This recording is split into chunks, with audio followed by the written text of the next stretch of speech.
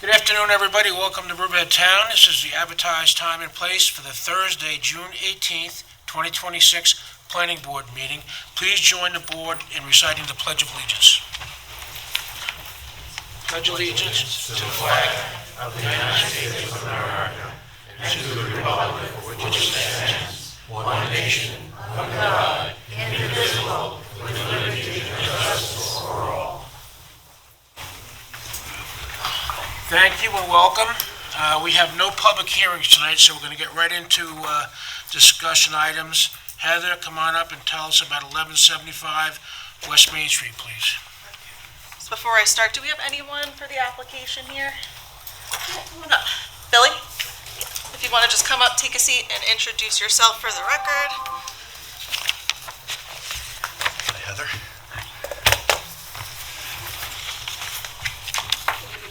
State your name. You don't. No, you can. We have a ceiling mic. It's fine. Good afternoon. I'm Billy Imperial from New Dwell Architecture, here on behalf of the owners of 1175 West Main Street. Justin? His name is Billy Imperiale from New Dwell Architecture. He is the design professional for the applicant. Okay. So this is a site plan application for 1175 West Main Street. If everyone is familiar with the property, it was most formerly occupied by Bowie 1. There was also a spa in the back. It was a myriad of different uses throughout the years, including, I think, some sort of like truck repair shop.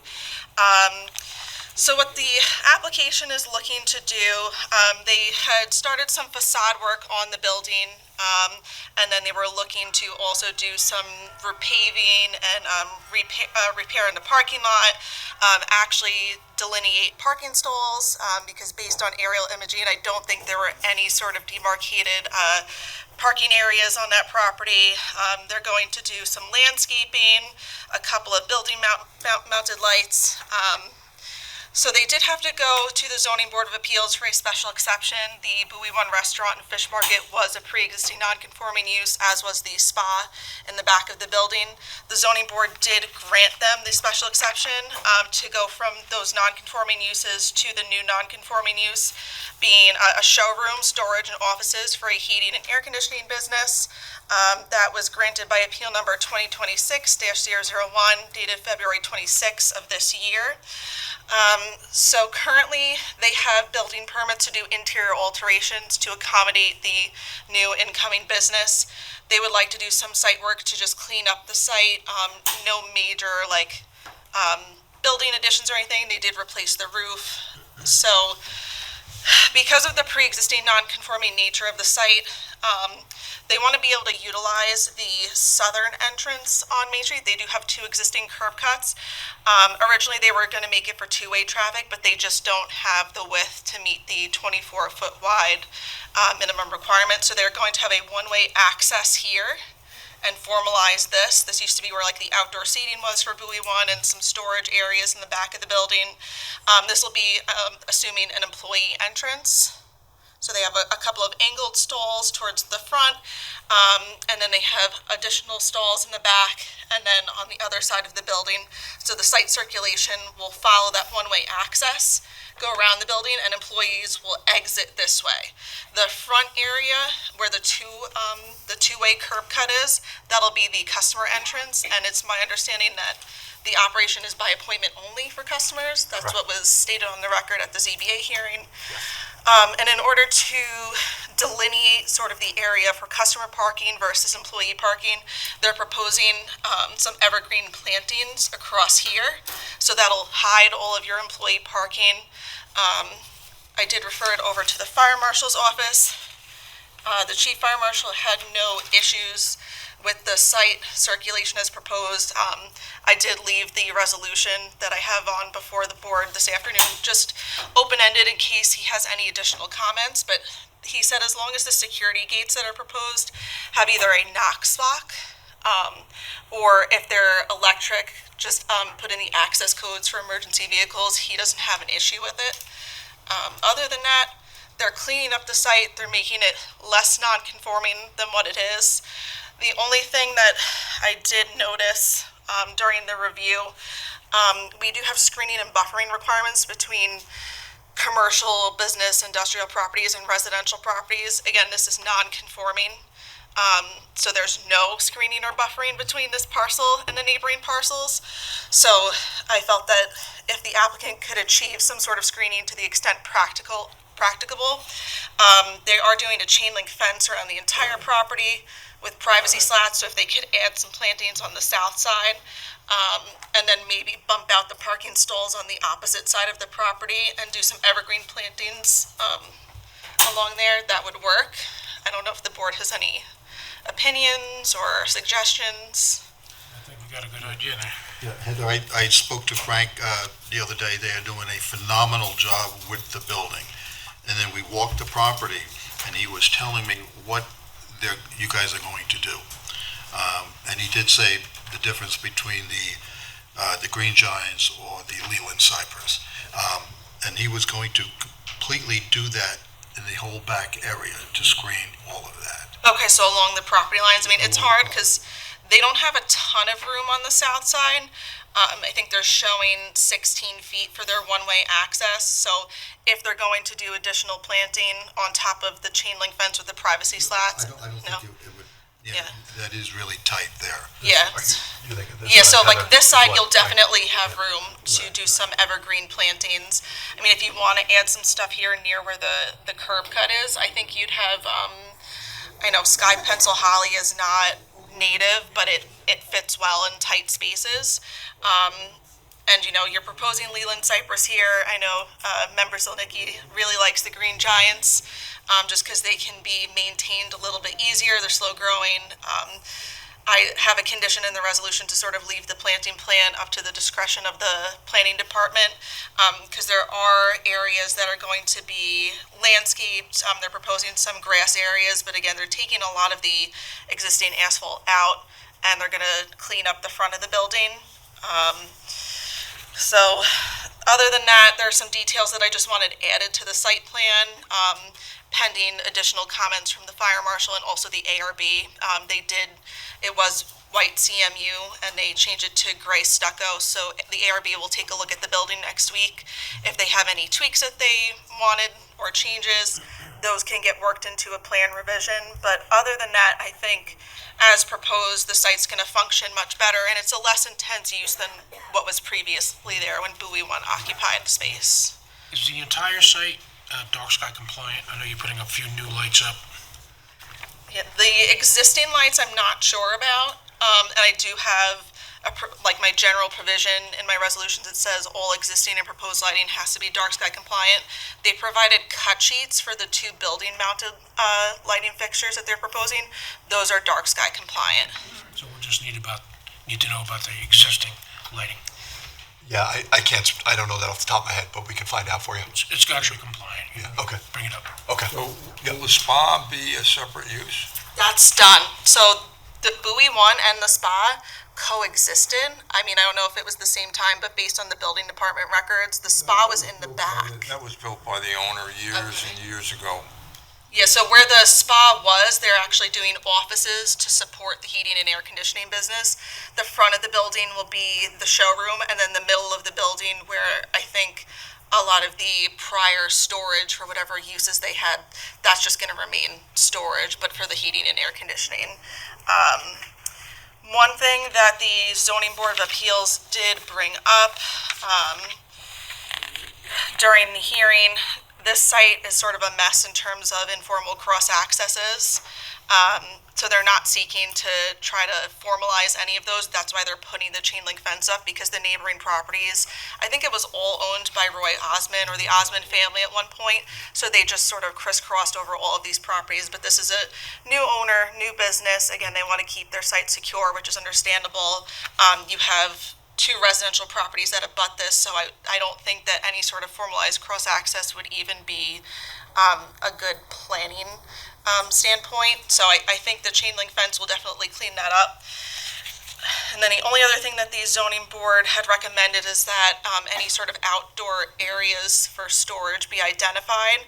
They do have this grass and dirt area in the back that looks like it was being used, again, by maybe the adjacent property owners or by Bowie 1 at one point. I have no issue if they needed to like have some of their trucks there, provided it's suitably screened. They are fencing it in, but if they wanted to add some additional landscaping back there, you can't see it from the road. But that is something that the zoning board had brought up and wanted the planning board to address. Yeah, they're doing a great job so far. I'm by there all the time. It looks really good. Great. I had two questions, actually three. One was with the handicap parking. If that zebra striped area could either be put between 17 and 18, so if somebody comes in a handicapped van, they would have access from the passenger side. Yeah, so if you were just scoot this over between 17 and 18, this, And then if somebody parked in 17, it doesn't have to be designated handicap, but it would give them the room to get out of the car if for some reason they, needed assistance. yeah, provided, these are all, I know they're all 10 by 20. It needs to be shown on the site plan. I scaled everything out, and this is the 8-foot wide adjacent aisle. So if you just switched these spaces, you wouldn't be, making either stall smaller, you wouldn't be losing a stall. So that isn't an issue. That's a simple plan revision if you guys are good with it. Yeah, no problem. Also, where the in and outs is on to the right-hand side of the plan, it looks like it's a European version. The in is on the left side and the right is on the out. Is that Oh, yeah, the arrows need to be the arrows, the swapped. direction of the arrows? Yes, we can Yeah. take care of that. Okay. And Yes. just one more thing on the roof. You had, from the aerial photos that you had, you took out, looks like some heating units and mechanical equipment on the roof and some skylights. Where's the mechanical equipment going to sit now? So he's referring to, that's what was there before, and this is what's there now. That would be, we'd have to talk to ownership. I don't know where they put I would imagine mechanical, they found somewhere to put the mechanicals in if nothing's on the roof. I don't know where that wound up It going. might end up being in their storage area. Yeah. So this is the floor plan showroom here, and then this looks like a sort of back of house area, and then you have storage, and your offices. Yeah, I just didn't know if it was going to be outside or if it's going to be going back up on the roof after everything's... I'd have to talk to them and get back. I don't know. Yeah, if you don't mind, I can include it as an additional plan revision. So for the handicap stall, we can, let me just see.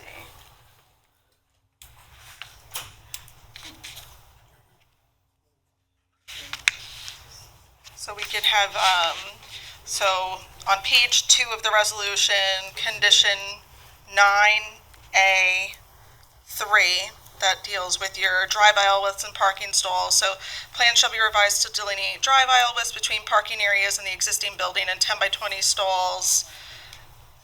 And we could say additionally, directional arrows at two-way curb cut shall be corrected, and accessible van adjacent aisle shall be between spots 17 and 18. So that takes care of that. And then we could just add an additional number there. So it'll be 9A7. Plan shall indicate location of, I guess, mechanical equipment. That would be if it's located outside, correct? If everything is inside, it's... Yeah, you want to say if exterior? I don't know if there's like a mechanical closet that might have been converted to take on an air handling unit. Then it would have, the condenser would have to be outside if it was a split system. Yeah, so there could be a heat pump. Yeah, you're right. There's got to be All right, so something. I'll just leave it general. Plan shall be, Plan shall indicate location of mechanical equipment. So if it's all interior, you could just do that as a, He's right, there's gonna be heat pump. I could show the heat pump on the site plan. Yeah, that's fine. yeah, I just don't know the quantity, I have to find that. Yeah. All right, so that takes care of those three things. Anything else the board want to change? Ken, are you good with their plantings at my discretion, or? Absolutely. Okay. Whatever you choose. I have a question. The site plan seems to show, or rather the figure 1 on your staff report seems to show that there's a residential lot or a residential as part of this project or part of the site plan. So it's separate. I know it's hard to tell from the lines on near maps, and they're not entirely accurate in terms of the property lines. But if you're looking at figure 1, so this would be this way, just to sort of match it up. So figure 1, this is the commercial property. Then there's a residential property to the north here. That'll be separated by a fence. They already have their own entrance. And there's also one to the south here. Well, I knew there'd be one for the south, but I just didn't know about the north. Yeah, so there is a house over here, but it is a separate lot.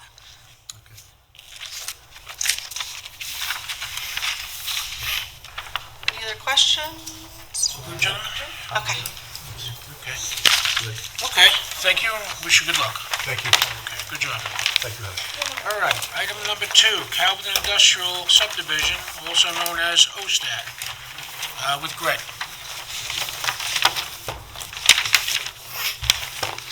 Enlighten us, Greg. Don't know why we don't have, I had shared this with the applicant's environmental consultant as well as the attorney. I'm not sure why they're not here. What I would recommend, being that the applicant's representatives aren't here, I can discuss the draft finding statement.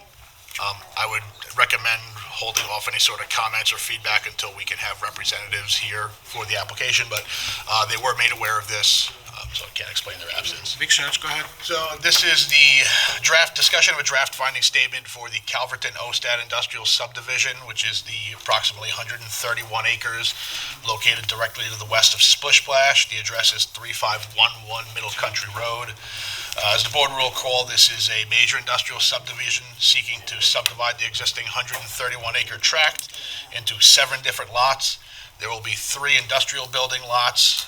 One is 36.3 acres, one is 35.38 acres, and 17.4 acres.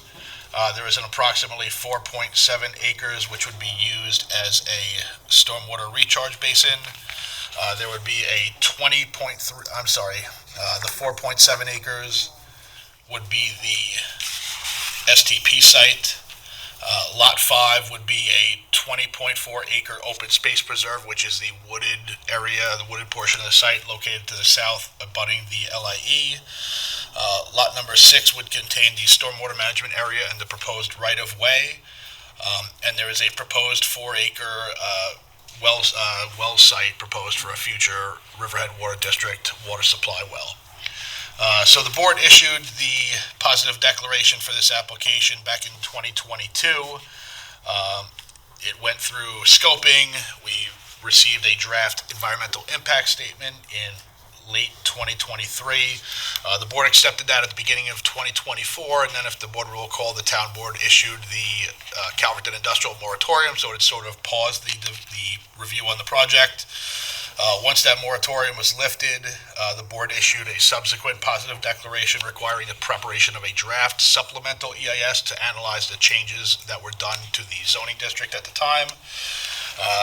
We had public hearings on both the draft EIS, the supplemental EIS, as well as the subdivision application itself. Those were held in November of 2025. And then we accepted the final environmental impact statement on May 7th of this year.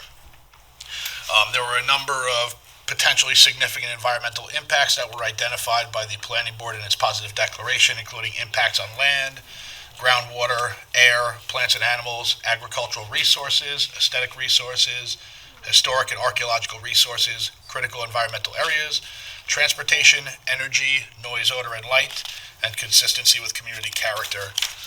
So I will just sort of briefly sum up each of those sections and go through it.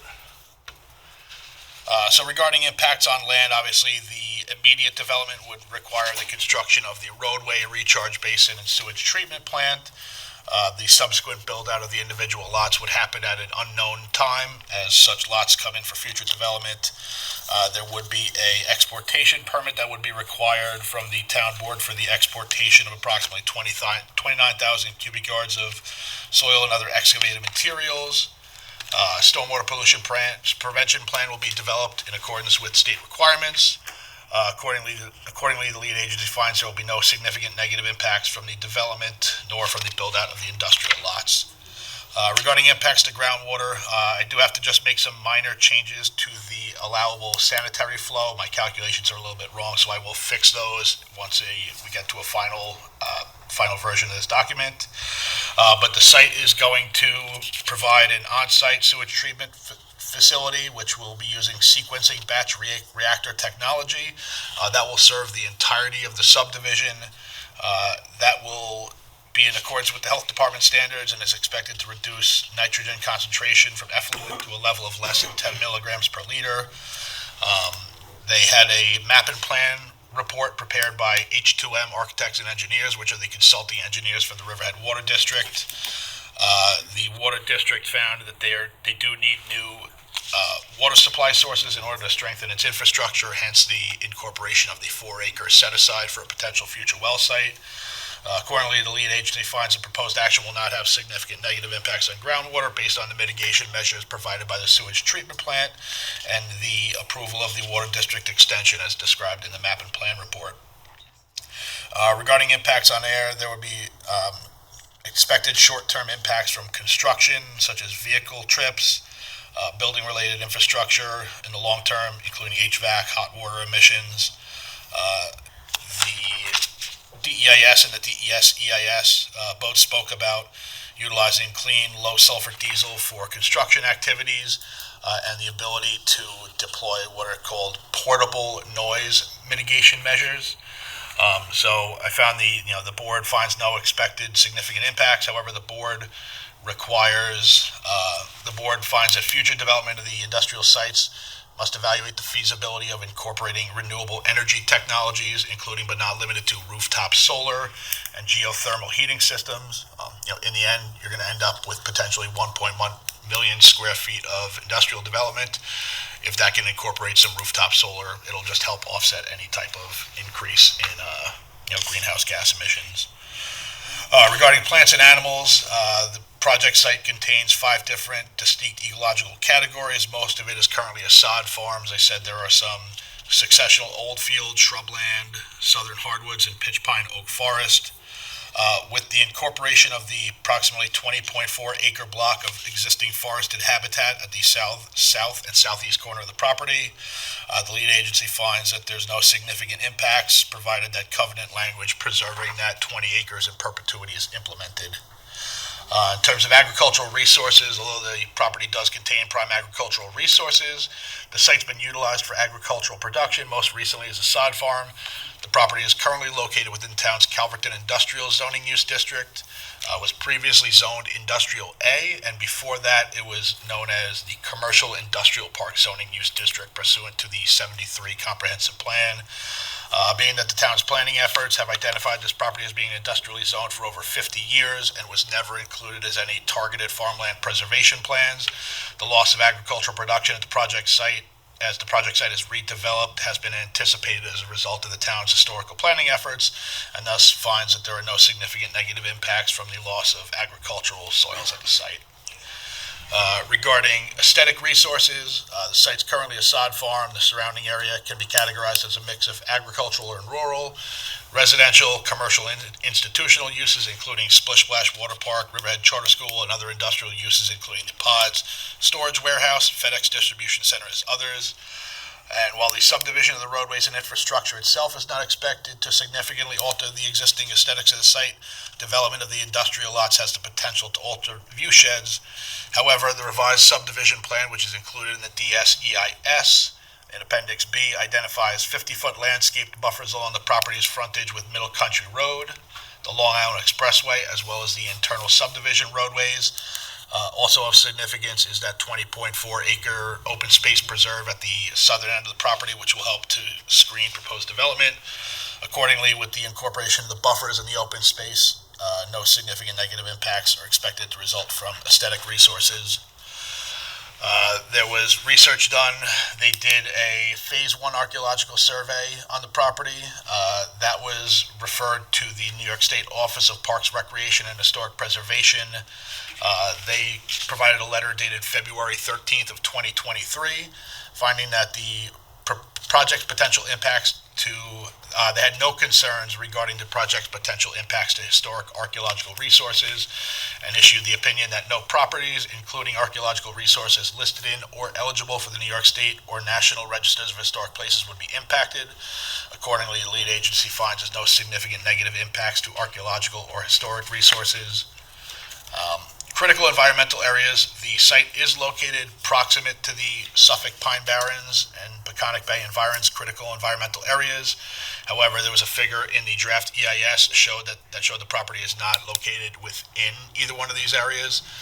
It's only proximate to, and therefore there's no significant negative impacts to these critical environmental areas. Transportation is a big topic.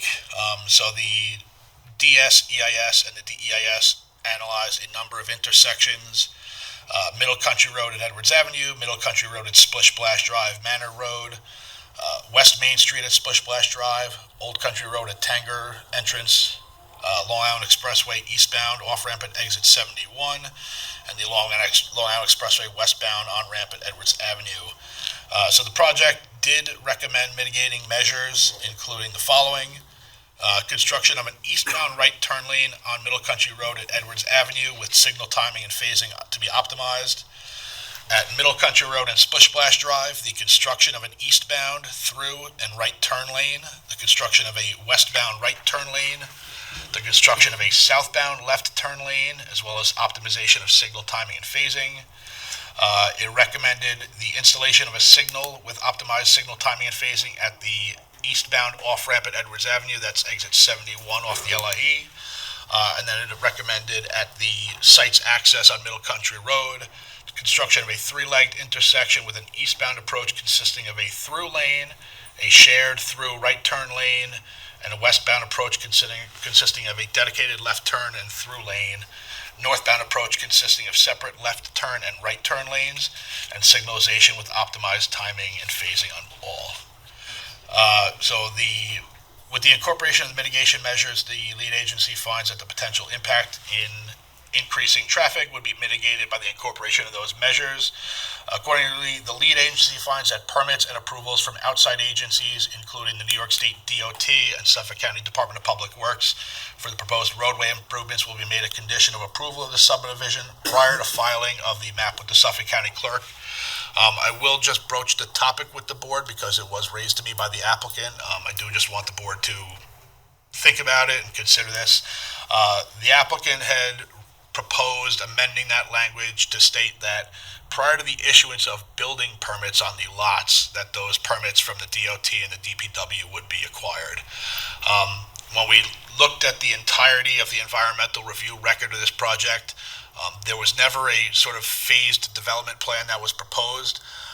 In my mind, it's sort of difficult to reconcile the fact that if we allow this map to be signed and finalized and filed with the county clerk, those lots then exist.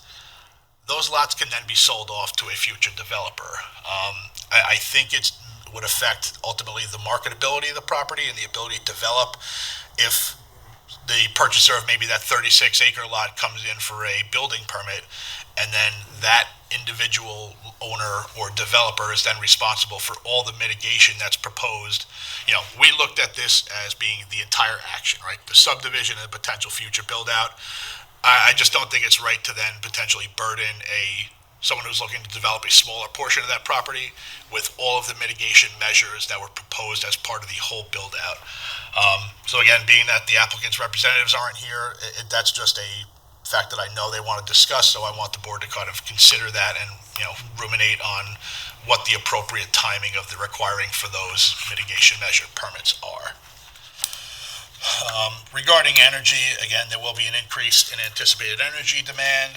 However, based on the previous comments, the developments must analyze the feasibility of incorporating renewable technologies, including but not limited to rooftop solar panels and geothermal heating systems.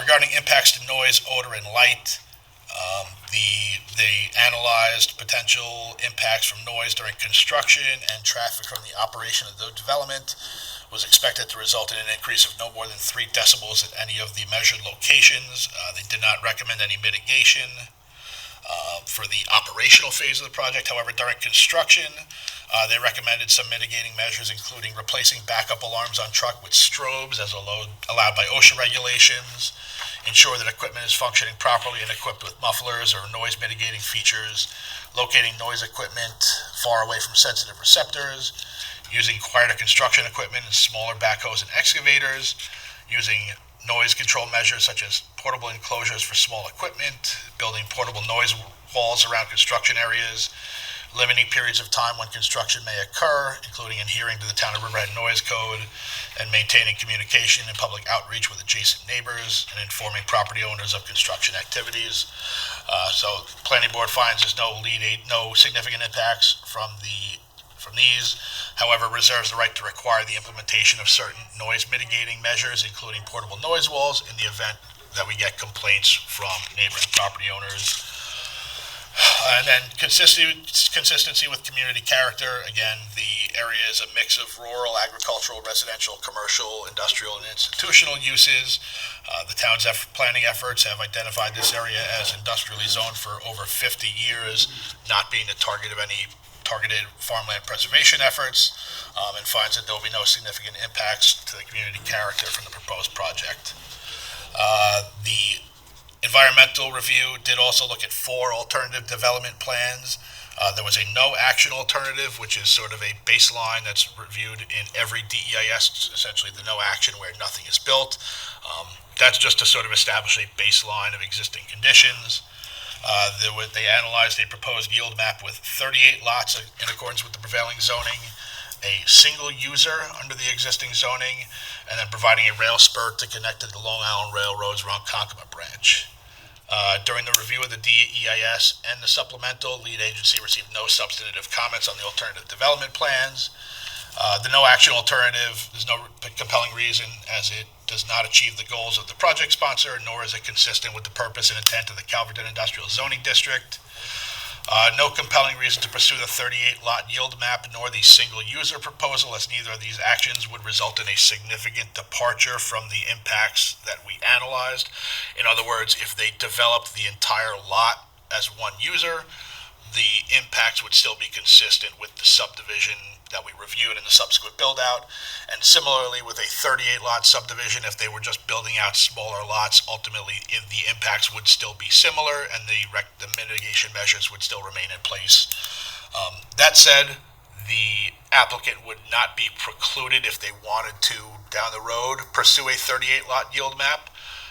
If they find that the market would look for smaller industrial spaces rather than those large 36, 35-acre lots, they could submit a 38-lot yield map. The board would just need to do a consistency analysis, but the impacts and mitigation would essentially remain the same. So they're not precluded from that. It's just not a compelling reason to require them to do that at this time. And then the rail spur connection to the railroad's Ronkonkoma branch presented a number of technical and practical difficulties, including grade changes, radii for turning into the site, as well as takings and numerous involvements between the DOT, Long Island Railroad, etc. And for those reasons, it was deemed to be not feasible for the project sponsor. In terms of cumulative impacts, the EIS and the supplemental reviewed cumulative impacts from all of the proposed development that the board is currently reviewing in the surrounding area, including some projects that have since been abandoned or withdrawn. So the lead agency finds that the cumulative impacts find no significant impacts from those projects. In terms of needs and benefits, the project is consistent with the purpose and intent of the Calverton Industrial Zoning Use District, which is intended to allow for a mix of light industrial development and office campuses in the area of the boundary of the Enterprise Park. The Calverton Industrial Zone is intended to provide for moderate-sized businesses to maintain industrially zoned lands outside of Enterprise Park, while concurrently minimizing potential impacts to surrounding areas by eliminating or significantly restricting the uses permitted in the former Industrial A zoning use district. It allows and encourages commercial recreational business. The use of generous landscaping and open space buffers is intended to help protect a rural appearance and minimize views of development from the expressway and arterial roads. So that wraps it up. This would be the finding statement that the board would potentially adopt, again, with some minor amendments to those sanitary calculations in the groundwater section. Again, apologize that the project sponsor is not here. I would like to, have a further discussion to get some of their feedback, but in all, this would be the draft finding statement. And if the board has any feedback now, I can take it, or if you want to, we can schedule this for a future meeting when the applicant's here. Schedule it, I think. Greg G., your point that the applicant should be responsible for the project before selling any of the other properties. I totally agree with that. Whether he goes to the 38, lot subdivision or the larger lots, he should be responsible for road, water, everything else, not, someone else to cover the entire area. I agree with that. Very thorough, Greg, thank you. I will follow up with the applicant, and I will bring them back for follow-up, and then have a resolution to adopt that. Appreciate it, thank you. Okay, moving on, discussion item number 3, Brother Bear Canna, also with Greg. I think we have a representative from the application here.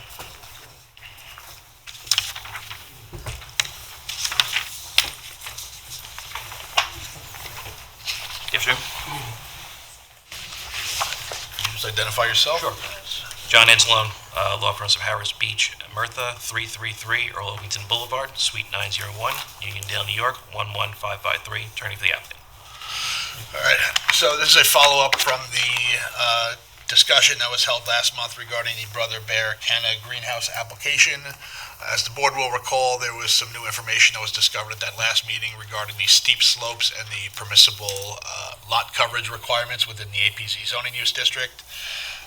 The project has been revised. They eliminated approximately 2,640 square feet of lot coverage through the site.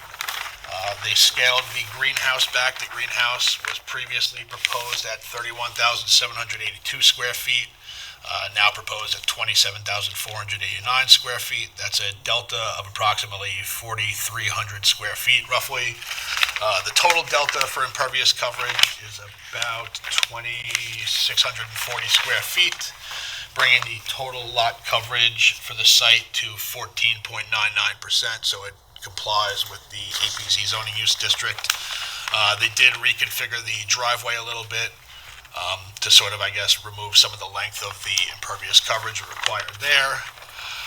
We did also receive some additional information regarding the HVAC equipment and noise controls. There was the neighborhood sound study submitted by AGS, and then there was a memo from E-Noise Control. Again, the neighborhood sound study sort of supplemented the initial memo initially that was provided to the planning board several months ago. They looked at the facility in Maryland. There's comments in here about the types of sound equipment, the types of condenser fans that are used, indication that the study location compressors are larger, with a statement that this project will be quieter than the study location.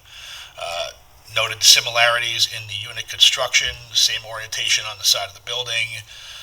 The building sidewall construction being insulated metal panels, as well as similar exterior conditions on both buildings. There is a map in that study that shows the location of the condenser units. Sound samples were taken at 10 feet, 100 feet, and 300 feet, as well as 600 feet, which was across a highway. There are images just showing the layout of the microphones in relation to the sound equipment. And then the results of those, the results of the data from that sound level found that at 10 feet, the expected noise levels were 66.3 decibels. At 100 feet, it was 59 decibels. At 300 feet, it was 52 decibels. And at 600 feet, it was 53.7. It is noted that it is slightly odd to see an increase as the study location is further away from the source. However, that could probably be accredited to the fact that they were picking up some noise from the adjacent highway. And then there is a memo from E-Noise Control essentially attesting to the noise. I will note for the board, I mean, there is no, I know at the last planning board meeting when we discussed this application, there were some comments about acoustic noise modeling study. I don't disagree that, this study may have some merits. I don't think it gives the board any sort of empirical data to see what the existing ambient noise levels at this site are.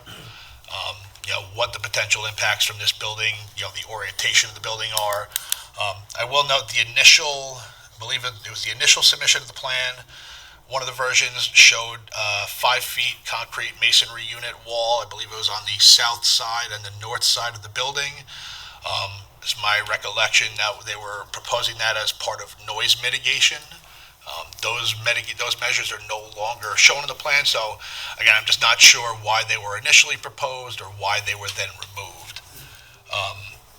So that's where we're at. That's the documentation we've received, and we also did receive a memo from Mark Faber, who is a member of AGS Solutions, which are the manufacturers for the HVAC units. I'm a little concerned about that study because it says the neighborhood sound study for Brother Bear HVAC, and it shows a beautiful typical greenhouse, waterfront property, no mechanicals, no lights, no fans, no nothing. So I don't know what was you studied. This is probably more similar to what they propose than what the sound study showed. That's the facility that was studied in Maryland that you're seeing on the second page. The first page, the second study page you're looking at is the facility that's in Maryland. That's the one that they studied. Then the full glass building, yeah, that's a stock photograph they put there. Okay. So why were the walls taken out? The sound walls were taken out as part of the ZBA denial of the of a maximum impervious area. They were part of the initial coverage of that. Could they be put back in? From speaking to the applicant, the answer is yes. They would just remove some area of that K-turn in the parking area. On your noise study at the cannabis down in Maryland, you have a microphone and there are 14 units. Mhm. Is the microphone only gearing to one unit or all? Microphone picks up everything, all sounds that come to it from that location. When is one unit running or all 14? Or every unit at that facility was running at 100% capacity. And then your unit on Middle Road, I believe, has 26 units, which would be double of what this is. The facility that we have has two primary units that cause the most sound, which are the condenser units. Those are the units that generate the most sound, and those are what you pick up in those distances that Greg was noting earlier. Well, my point is, the sound that you get from one, is it multiplied by 26? Is there It's there more volume of noise? I'm not saying, because I really don't know. Is it louder or is the volume? No, sound does not do that. When you add, it doesn't add up to itself. You have like one unit next to the other one. You will have it. Each sound has attenuation between itself, and then you're attenuating from that perspective, from that spot on your property. And every doubling of distance, it goes down a course of about 6 dBA, which is basically when you go from 1 meter past from where your sound is measured from, it's supposed to drop from 6 dBA. When you have one person singing, you can hear. You can hear, yes, you're hearing an application of that. A choir singing, it's. Correct. So one thing that stands out that the board should really take into consideration, so the removal of those walls, if that was done in response to the ZBA, I mean, that still doesn't address the fact of why the walls were there in the first place, and if in fact those walls were there as part of noise mitigation measures. I don't think it's appropriate to remove those walls just to comply with the ZBA determination and then not address the mitigation measures that were supplied by those? So the reason those walls were put in there was for mitigation, as Greg's noted. That was part of originally conversations I had with planning before I was brought onto the project. The site does comply with the standards that are in place for agriculture, which does not excludes agricultural uses from ordinary noise ordinance. It's actually in the code that it's excluded from that. So these were done as a pro-offer, as a mitigation to the neighbors. That's why the original sound wall was proposed, and they are willing to put it back in. Well, if this board so requires. So this is a point, and this was relevant in my discussion with the New York State Ag and Markets Department. Protected farm practices are in our code, and those are there to protect existing farm practices. Right now at this site, this is not an active farm. There is no agricultural activity for which a protected farm practice determination could be sought.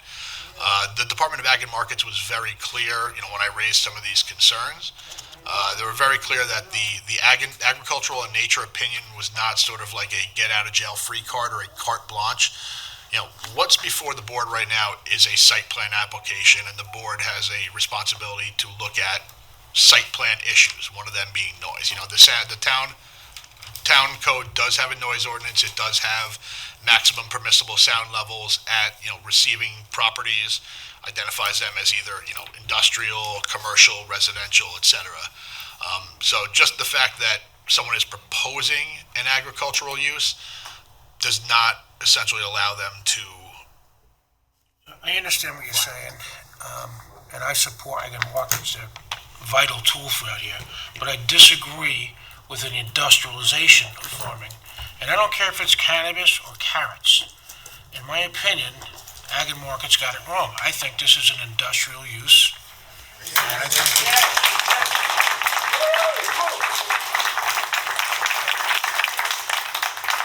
talk more at the public hearing, I'm sure, when that comes up, but I do think Ag and Markets has it wrong on this.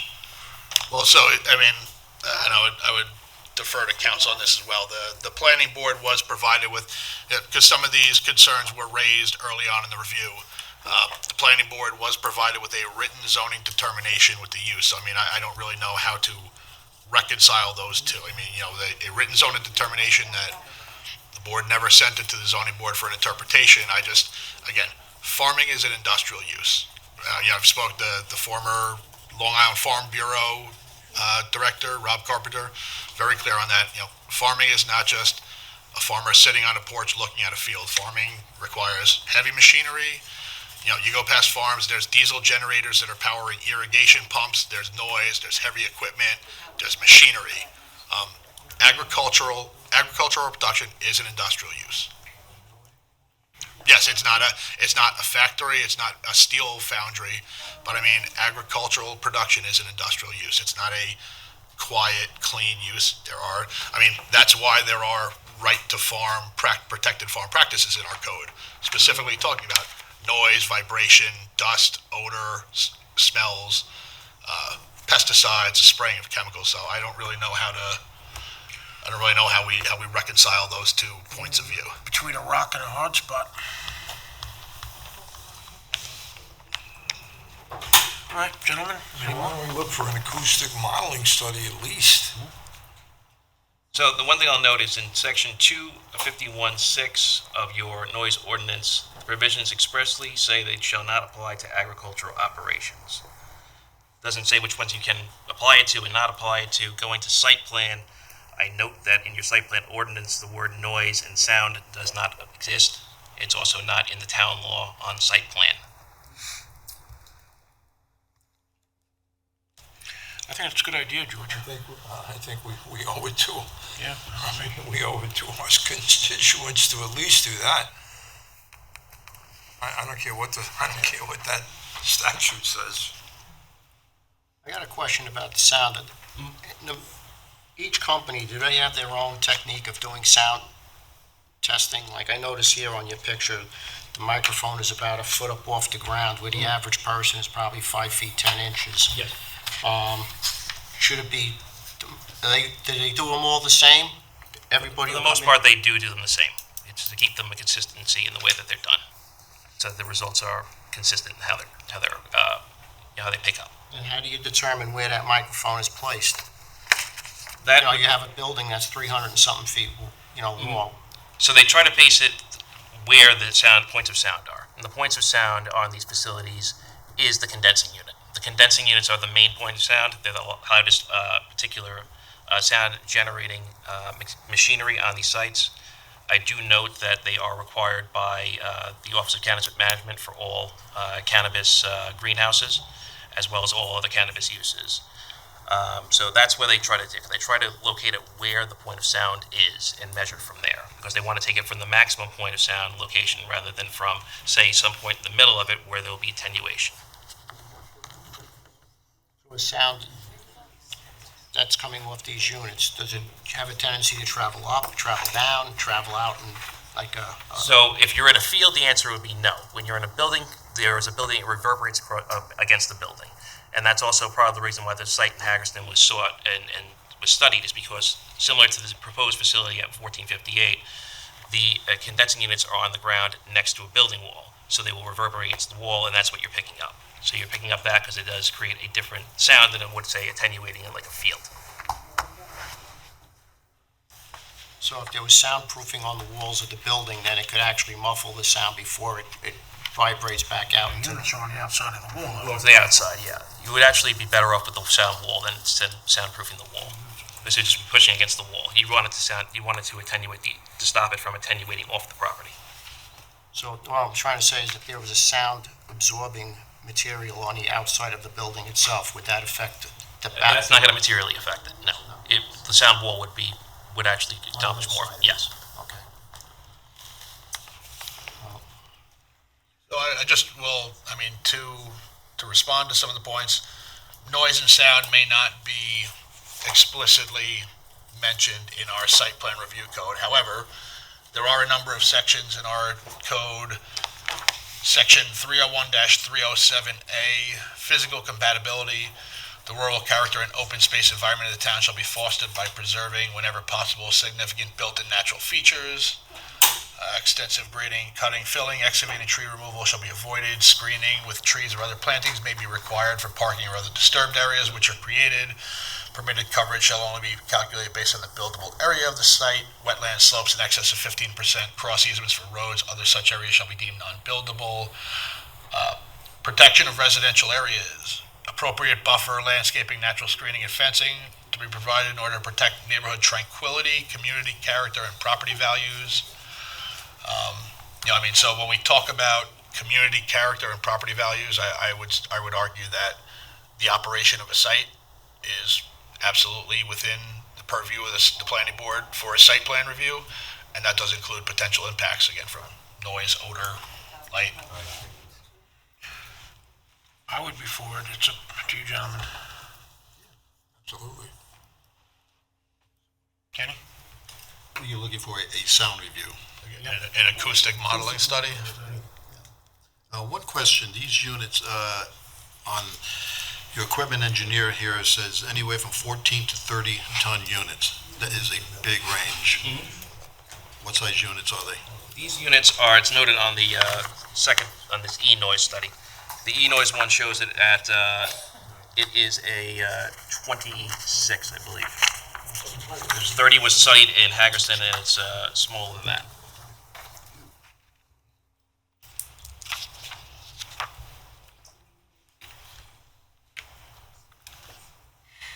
Because I'm just saying, I have a 5-ton unit at my house outside. When it starts up, it's a bit noisy. And if Oh, there's no question that they are noisy. We're not denying it. Any the condenser unit is noisy. Please. Any HVAC unit is noisy, creates noise. Well, my point is, if you put 26 of them together, There's not 26 of them. There's 2 of them. There's other units that you're seeing there. They're not the condenser units. your site projected 26 units. It's not 26 condenser units. It's 2 condenser units. So you only have 2 air conditioners. There's 2 air conditioners. There's other material. There's other items that are associated with those, but they're not condenser units.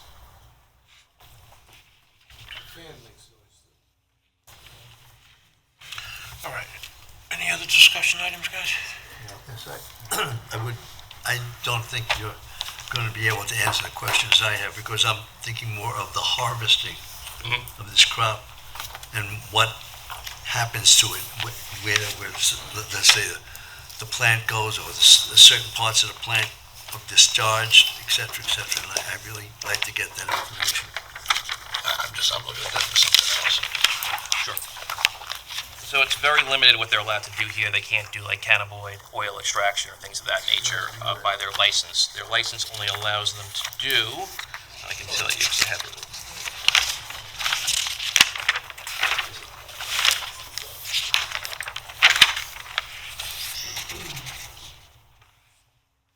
They're limited to harvesting, drying, and packaging, which means that they're limited to taking the crop out of the, That's what I'd like to talk about Yes. specifically.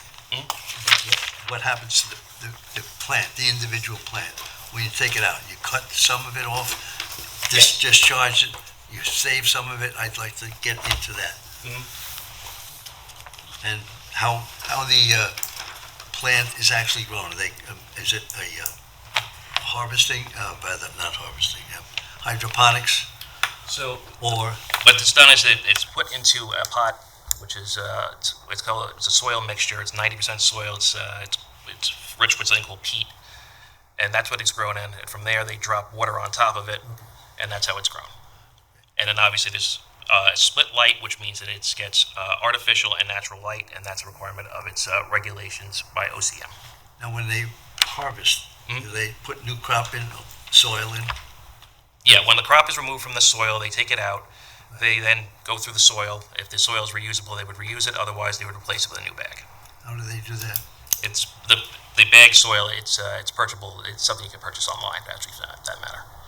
It's a mixture that's sold commercially. And then, in effect, you bring in new soil. You bring new soil into pots, yes.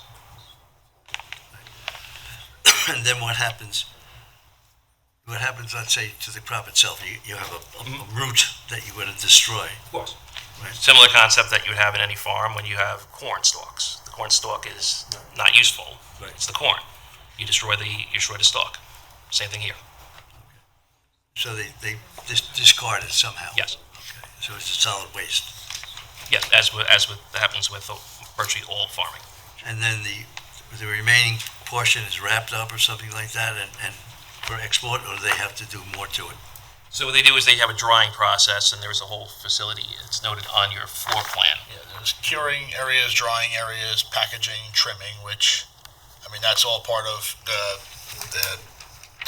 zoning determination letter that I wrote, touched on the New York state law regarding what the state defines cultivation as. State law defined cultivation as agricultural production practices of soil preparation, planting, micropropagation, tissue culture, growing, cloning, harvesting, drying, curing, grading, and trimming of cannabis plants for sale to certain other categories of cannabis license permit holders. So I mean, like the drying, the curing, packaging, that's considered part of the cultivation operation. I do just want to circle back quickly. You said they're not permitted for extraction under their license? They're not permitted for extraction of oils and things of that nature. We talking about that extraction. Yeah, I'm not just sure. because that jumped out at me. I mean, Yeah. that's something that absolutely needs to be addressed. I mean, we'll if give you an they're explanation not of they're not permitted for extraction, I don't know why you'd have almost 1,000 square feet shown for extraction. So let's put a pin in that and come back to that when they've got their design team back. So, Greg, can you let the applicant know in writing that they're required for the acoustic study, please? So the board's looking for an acoustic modeling study for the project? All right, and I think what may also help, I mean, just because, you know, the site plan itself, and I'll bring it up so that the board and the public can see what's maybe not really doing anybody a service. You know, like right now, we just see a number of concrete pads. The site plan doesn't specifically identify as a condenser unit or a fan, you know, it just shows concrete pads for equipment. What might help the board to understand, you know, the site plan a little better is to identify what equipment is going to be on those pads as opposed to just a pad. Yeah, I can inform the applicant. Acoustic modeling study, note on plans, what's on the pads, somebody to verify all those numbers also. Details of licensing. Anything else on this? I'd just like to just also talk about the shipping. And where exactly is the shipping? Because I see it as in the PWR plan, it shows shipping on the lower part. So so here's Middle Road on the site plan. It shows the driveway and it shows, I guess, a loading bay here, which does correspond to the southwest corner of the head house as about 640 square foot shipping and receiving area. And that's where everything eventually winds up before it goes out, is that right? Yes. I mean, I would assume any deliveries Yes. or, deliveries inbound, outbound, I mean, that's the only, based on the site plan, that's the only access point that any, a vehicle could access the building. Is any of the byproduct considered hazardous, or is it a fire? Is it a It's fire? organic waste. Organic waste of any farm any organic waste is potentially flammable. Yeah, okay, but I didn't say that. When we do the corn, they bury it, so it helps the ground to be rejuvenated. You're not doing that here because there is no ground. Yes, because it's in potted plants, you're correct. So it's the same concept as if you're doing it in Any of it hazardous at all? So hazardous in the terms of, is it a significant fire risk? The answer is no, because it's taken apart and thrown out. Okay. And the building is also being constructed in accordance with the New York State Fire Code, and there's also other fire regulations regarding this, regarding OCM. Have there been comments from the fire department? Fire marshal looked at it. I don't have the memo. I'd have to look through. I do have. He did review. I got comments. I believe they were from October. There were comments about fire apparatus access road, potential on-site hydrant, and there may have been one other comment, but I can provide that to the board as well. Getting back to what George was saying, and so when you're getting ready to ship out this waste, where is it stored? Is it stored inside, outside? Is it, It's supposed to be stored.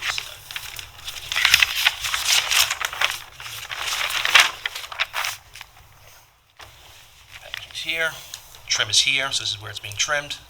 Going to dry here, packaged here, cure, that's where it is. Yeah. Where it would be, and then it would be taken out with the trash. So any waste would be stored inside. There would be no outdoor storage of any waste. so how long does it sit there then before it's removed? A week, a month, a day? It would depend on how much, well, first of all, there's growing patterns. There's a period of time where it grows. So when the window is there that you're in, and there's not always going to be waste. The waste is there when their period has grown. And that's at that point they have to create, obviously, they have to provide for on-site waste removal and things of that nature to take it off. So it's basically an on-demand issue as opposed to. And they get the packaging. Is the room that's stored in, is that a sprinkled room?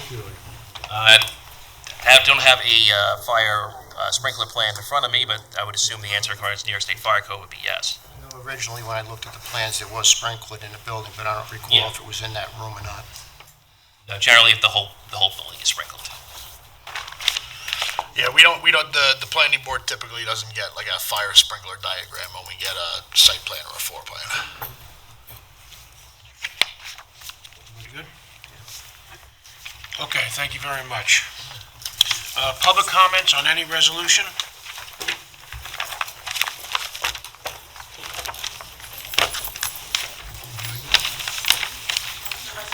On resolutions? This project is not on for resolution. There are two resolutions that are on the agenda. Open comments will follow after the resolutions. Sir, is yours about resolutions? No. Nobody for resolutions? Gentlemen, let's run our resolutions. I'll move Resolution 2026-036 for 1175 West Main Street for the site plan, granting, And before site plan approvals.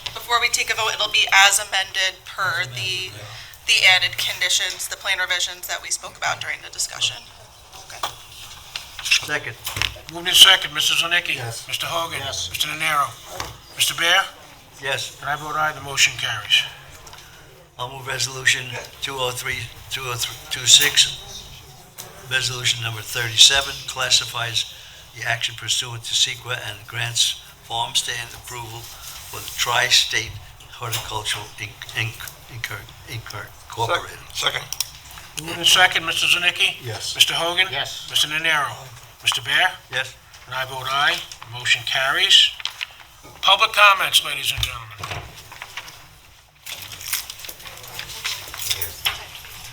I'll be back down.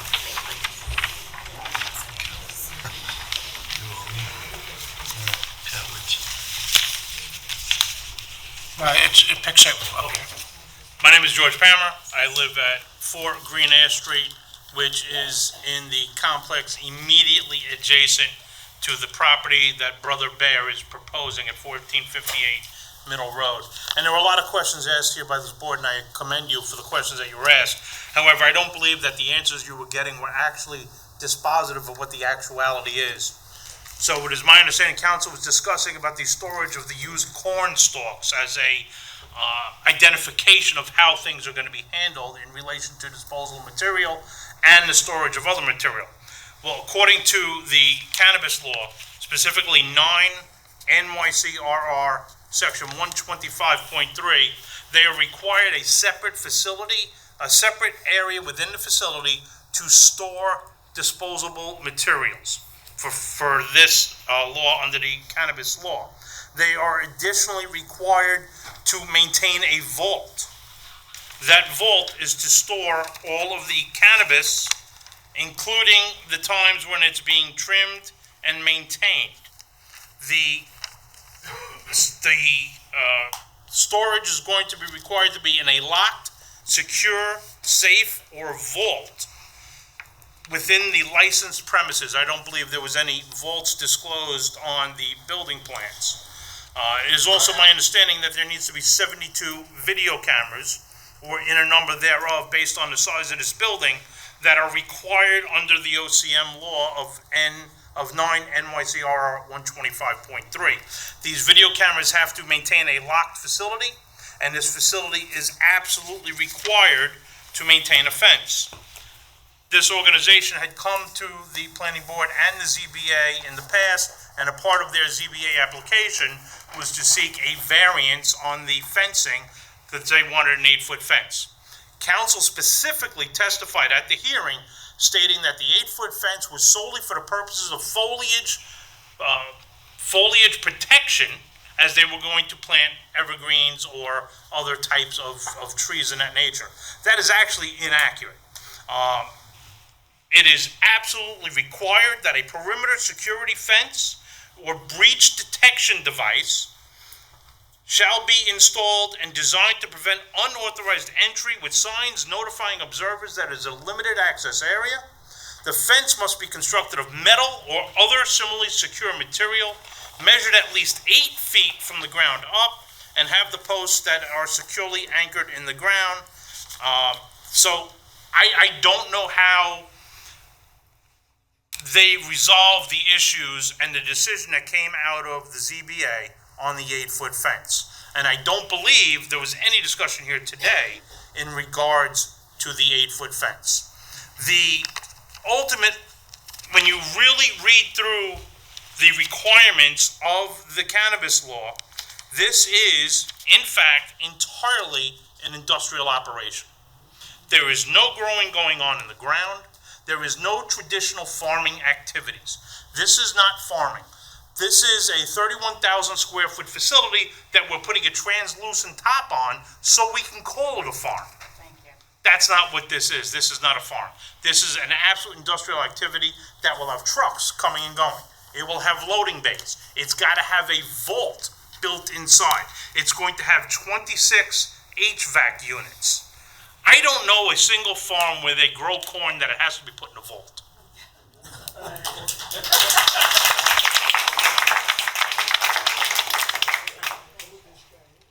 Additionally, the licensee, which we still don't know who that is, we have not been given definitive information other than Brother Bear Canna LLC with an agent for service of process is the owner. We don't know who that owner is. It is my understanding that the license that Brother Bear is planning to work under is a license that was actually transferred from somewhere upstate New York by the Canadian border in an operation that has ceased since operations. It is also my understanding that it is illegal to transfer licenses like that, and the governor of New York State, Governor Hochul, actually fired the commissioner of OCM after realizing that licenses were being illegally transferred. These are all issues that this board needs to look at.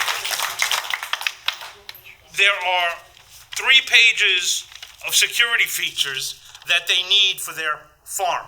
Every single person that enters the farm has to have an ID. It has to have a barcode. It has to be able to be identified.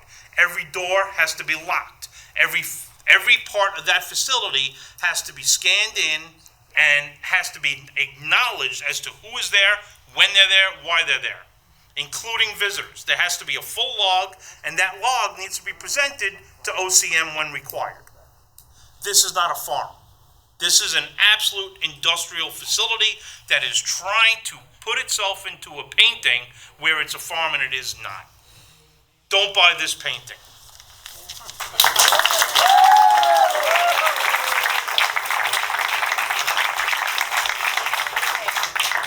Good afternoon. My name is Steve Haber. I live at 78 Northwoods Road. I live around, maybe around a quarter of a mile where George lives. And George, can you do me a favor? Every morning that you wake up, you take your sweet time in shutting your alarm. The point that I'm trying to bring across to you, okay? You put lipstick on a pig. It's still a pig. I work with sound. I can get filters and I can give you statistics, okay? I can save this board a lot of time and money. Anytime that you want, you can come over to my house. We can either sit in the front of my house or we can sit on the porch in the back. And you will be able to hear the LIE, Manor Road, Middle Road, 58 Sound Avenue, okay? That is how sound travels. Now, one thing I'd like to, yes? Ladies and gentlemen, please, we're trying to listen to the speaker. Continue. One thing that I'm concerned about, they have these statistics over here. Was it during the winter or was it during the summer when you had foliage? And you insist that this over here is a farm. I don't know a farm that operates 24 hours a day, 7 days a week with turbines and fans. Okay? So, you're all welcome over to my house. Just give me a list of how you like your coffee in the morning. Thank you very much.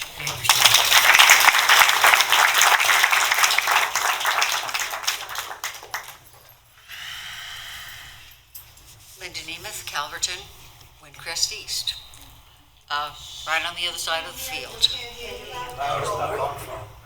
We don't have no mic. Just got to speak a little louder. Good.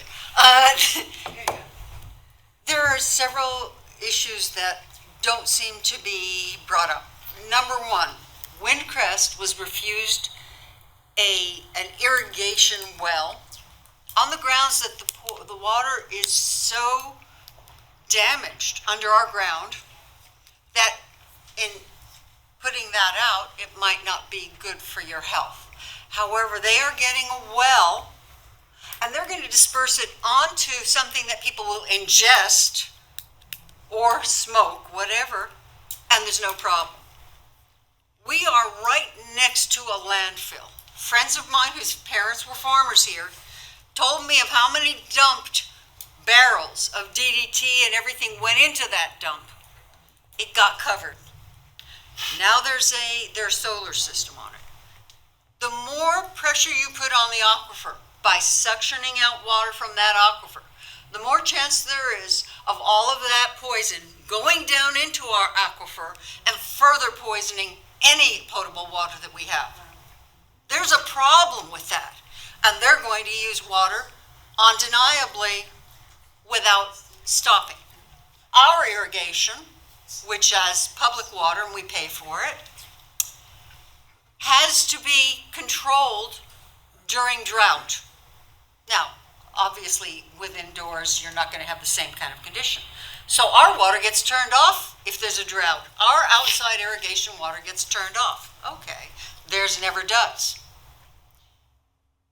Also, the fact that they're saying that there's not going to be a noise problem. What happens when all the power goes out in this huge generator, the pad that they have for I'm assuming a diesel, maybe I'm wrong, generator to power up because they can't stop working? What's that noise? We haven't heard that yet. And where is this warehouse or this other greenhouse? Is it in a residential area? I'll guarantee you it's not. I'll guarantee you that nobody lives right next door to it. Thank you.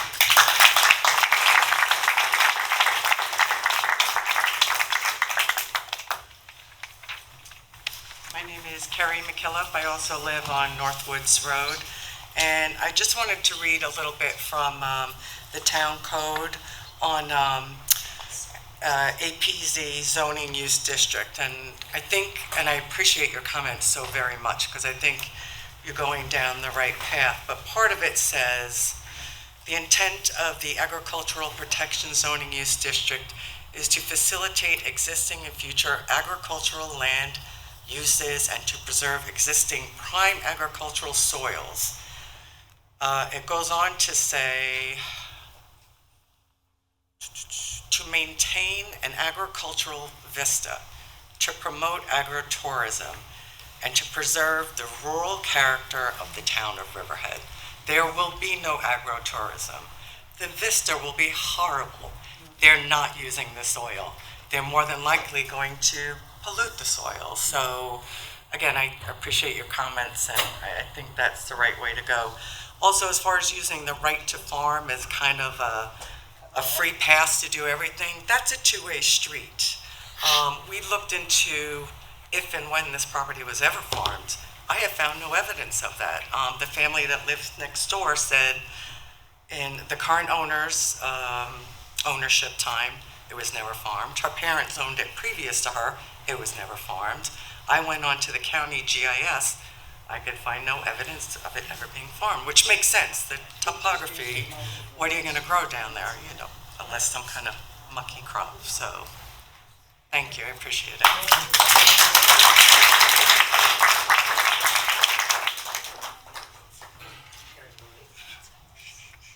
Good afternoon. My name is Kevin Donahue. I live at 40 Golden Spruce Drive in Windcrest East. Now, Windcrest East is right across the street from Foxwood Village. Between the two of us, two communities, we have hundreds of people who are going to be affected by this pot farm. Their property values will definitely decrease.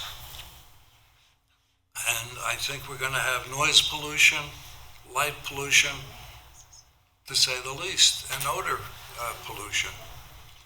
So I think everybody, almost everybody here today is in opposition to this applicant. Just wanted to give you our thoughts. Thank you, Kevin.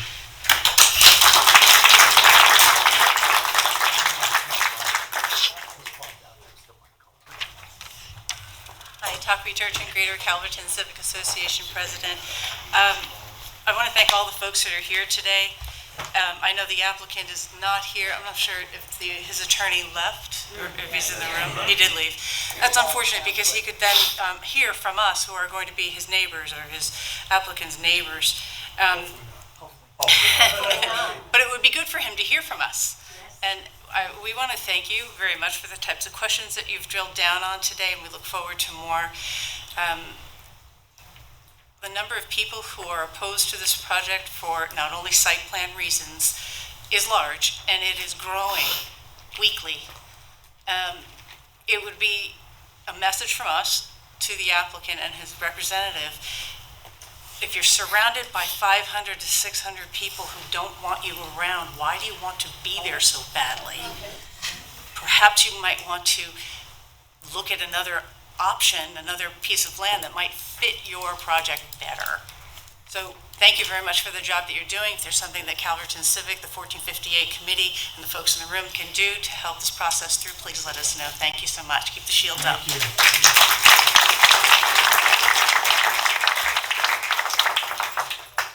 Sorry, Linda Nemeth again.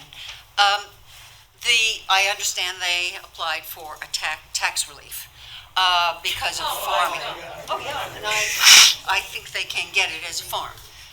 So the town keeps saying that they wish to build the tax base for the town. That's why they're allowing all of this in. That tax base, everybody in that building will probably pay less tax than any one of our homes will pay. So what's the tax base? The detriment to the town compared to the tax they will get is certainly not worthwhile.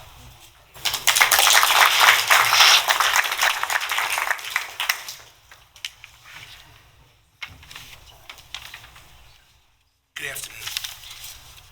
I've lived on Northwoods Road. Just get your name, please. Oh, Al Braun, 24 Northwoods Road. I've listened to almost every meeting about this, and I'm there 23 years. This is not what I signed up for, okay? This is not what I signed up for. They were 26 one-family homes. Everybody does what they want, okay? Nothing gets done. I listened to this. How can you possibly take a $8 million business a year and then have the nerve to shortchange the town in the taxes? How do you have that nerve? I pay $14,000 a year for my 1 acre. These guys are looking for a deal. This is insane. Insane, Ed. I don't see it. And this is going to be in my backyard, not his. Yeah, there you go. It's going to be in my backyard. I cannot believe the incredible balls on the people that do this. Thank you very much. I'm sorry, but I can't let them do it anymore.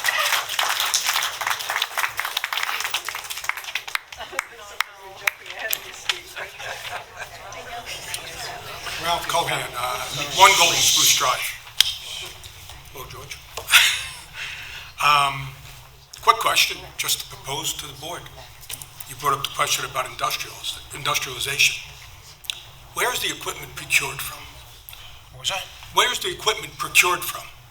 If all this equipment is industrial equipment, okay, and 80% of that is going to be industrial equipment, how do we call it a farm? We call it industry. That's why you go shopping for it there. So I leave that with the board. Just consider that. You know, if you want to measure this thing, measure it. You know, when a farmer goes and buys a tractor, he goes to an ag supplier. When he goes and buys seed, he goes to an ag supplier. When these people go and buy HVAC systems, they go to an industrial facility and they order systems.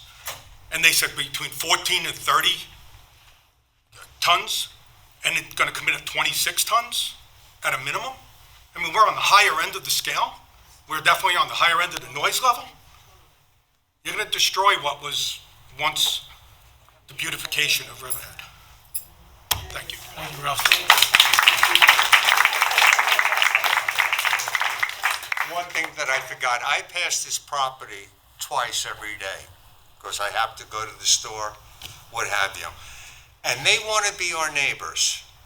Every neighbor that I know on Northwoods Road, if a branch fell down from a tree 6 months ago, that is not a person that I want to live next to. Let him clean up his property and maintain it. And don't call me a neighbor until you do it. Thank you.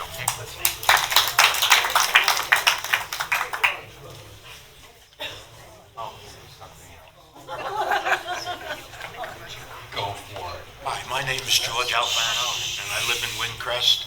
And I'm concerned about the noise level that the trucks are going to be coming in. I understand bringing stuff in and moving stuff out. Well, we have sanitation trucks come in, and when they back up, you could hear them a quarter mile away. Now we're gonna have trucks backing in and out of there, with the emergency alarm, you know, so a safety device that's on all the trucks, it's a state law. You know, how's that gonna work out? So,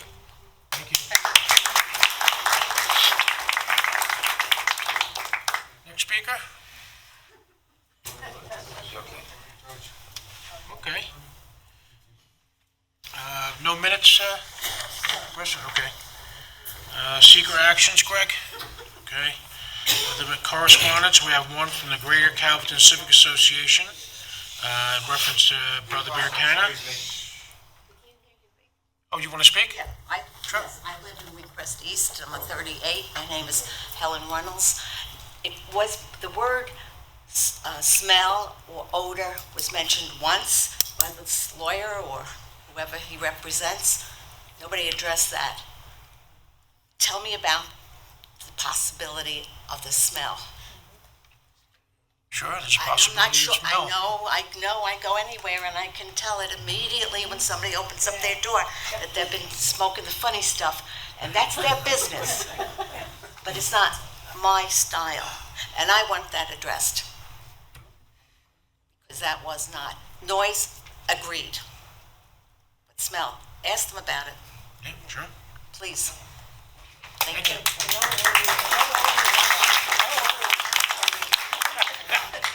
Everyone's done? Okay. We had two letters, one from the Greater Calverton Civic Association in reference to Brother Bear, and an email from Robert Gass, also involving Brother Bear Canna. That being said, our next meeting date is Thursday, July 2nd at 6 p.m. Pleasure of the board?